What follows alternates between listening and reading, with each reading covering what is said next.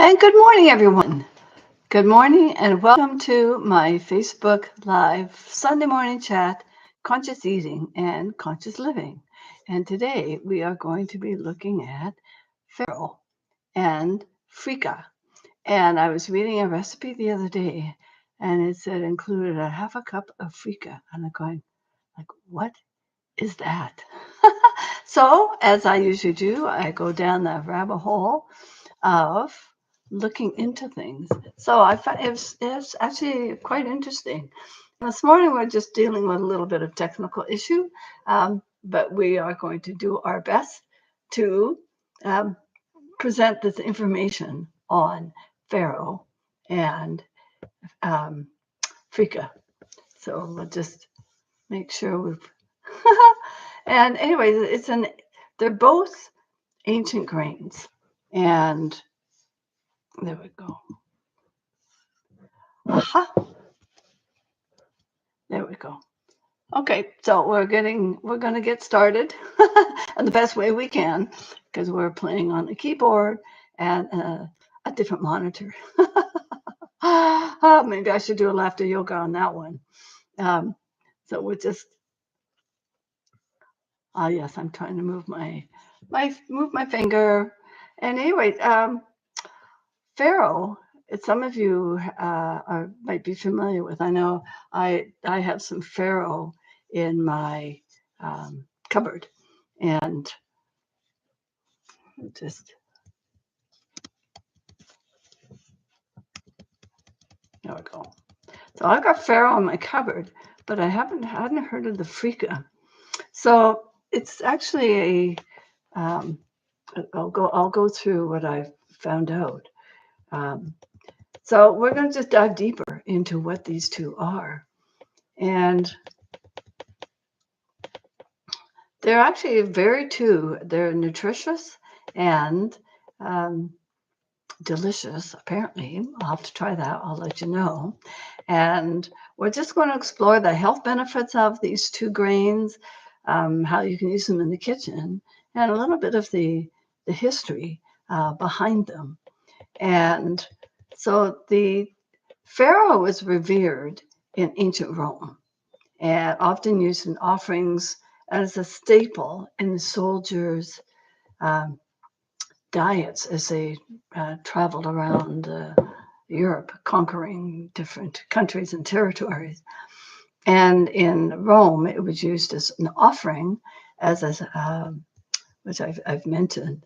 And it was a staple in the diets of ancient Egyptians, and it's been found in the tombs of Egyptian kings, and indicating sort of the importance of that grain to take it for the deceased, to take it into the afterworld, because that's what they believed in.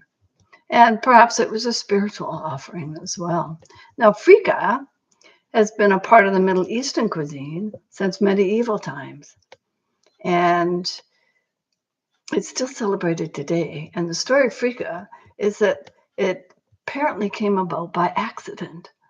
And an ancient village in Eastern Mediterranean, there was a fire, and they harvested the green wheat to save it from an impending fire. And what happened was the wheat got burned, but when they checked the ashes, the grain was still there, and they rubbed away the burnt husks, and there was this inner grain. It was still edible and had a distinct smoky flavor, and so that's how Freekeh came to be. And Farro helped shape farming practices across Europe, attributed to its robust growth in the varied climates of ancient Rome. And similarly, Freekeh, it has an ability to thrive in very arid, dry conditions. And it was a crucial crop in what's called the Levant, which is a historical and geographical area in the Eastern Mediterranean It included countries of Israel, Jordan, Lebanon, Palestine, Syria, and some of it encompassed parts of Cyprus, Turkey, Iraq, and Saudi Arabia that are near Jordan. And the Levant has been a significant cultural and political economic crossroads throughout history, given its strategic location bridging Africa, Europe, and Asia. And some revival stories, both the grains have seen a resurgence because they became less popular. And when it's not popular, you can't make sales. And so they don't grow it as much.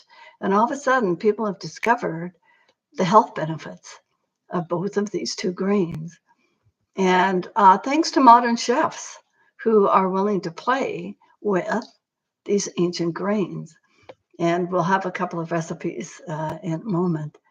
And also health enthusiasts who are looking for a nutritional value and something to enhance their cultural heritage as well. So sustainability, Farro and Freekeh require less water and fewer resources than many modern crops, making them environmentally friendly choices for farmers and consumers. And health trends tying into contemporary health movement, because we're also conscious about what we're eating and this striving to be the healthiest we can be. Because when we eat healthy food, we become healthier. And along with exercise and good sleep, of course. And these grains cater those seeking that nutritious, fiber-rich food that supports a healthy lifestyle without sacrificing flavor. And nutritional content, Farro, per 100 grams of cooked, it's about 140 kilocalories, 4 grams of protein, a gram of fat, 32 grams of carbs, 5 grams of fiber. And it's a great source of magnesium, manganese, zinc, and B vitamins. And there's a semi-pearled and a pearled Farro, where they have part or most of the bran of the germ removed, which lowers the fiber content, but it also reduces the cooking time. And then Freekeh per 100 gram cooked, it's about 120 calories, 4.5 grams of protein, a half a gram of fat, 25 grams of carbs, 5 grams of fiber, and it stands out for its slightly crunchy texture. I wonder if that's that burnt, the fact that they harvest it and then they cook it up and make it crunchy. A high fiber and protein, and it's excellent for digestive health. Other key ingredients include magnesium, zinc, phosphorus, potassium, selenium, and some B vitamins, including B6. So for the culinary innovations, you've got from fine dining, Farro and Freekeh into dishes like gourmet risottos, innovative salads, soups, and even desserts. Oh, I'll have to look that one up. Showcasing their versatility. And something about Farro, there's actually 3 kinds of Farro. So check the label. Some packages will specify if it's emmer or uncorn or spelt. So that's interesting because sometimes spelt is just listed by itself. And the origin, sometimes the origin can give a clue. Italian Farro is typically emmer, and particularly if it's labeled as Farro di Toscana from Tuscany or another specific region of Italy, and ask the retailer if they're buying from a bulk bin or the packaging isn't clear. Just ask for more details and they can find that out for you. Now some recipes. A Farro salad. You've got cooked Farro, cherry tomatoes, cucumber, feta cheese, olives, red onion, lemon dressing, and just basically combine, toss it with lemon, and enjoy. And it's in the Mediterranean-inspired salad. And the Freekeh pilaf, you've got cooked Freekeh, onions, carrots, celery, broth, parsley, and spices.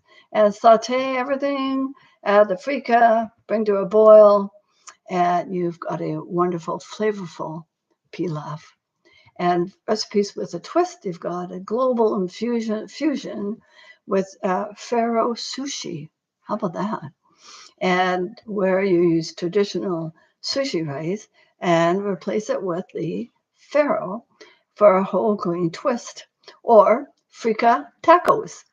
And you've got smoked freekeh with a mix of spices for Middle Eastern take, and enjoy a summer farro salad with fresh vegetables and with a light vinaigrette, and or hearty freekeh and lentil soup in the cooler months. So that might be something that I might try. And why? Why use these grains?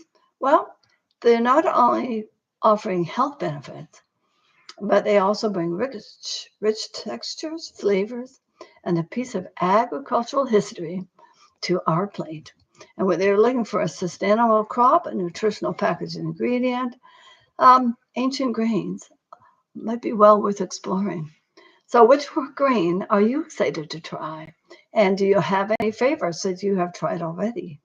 And put them in the comments below in the Facebook page. And so, with that, we will um, wish you just a wonderful, wonderful day, and we'll get our. We'll somehow get this turned off. There we go. And thank you for joining me in this Facebook chat, learning about Farro and Freekeh. And I'd love to hear your recipes and what you've tried and what are the hints and things you need to think about. Have a wonderful day. Just blessings of loving light to all of you. Remember, be in your heart, especially when you're cooking, and be in that mindful presence, just loving all the food, the soil, the golden sun that it's come from, the earth herself, providing all that energy source in our food that's nourishing and nurturing our bodies. This is how we can be healthy and even happier.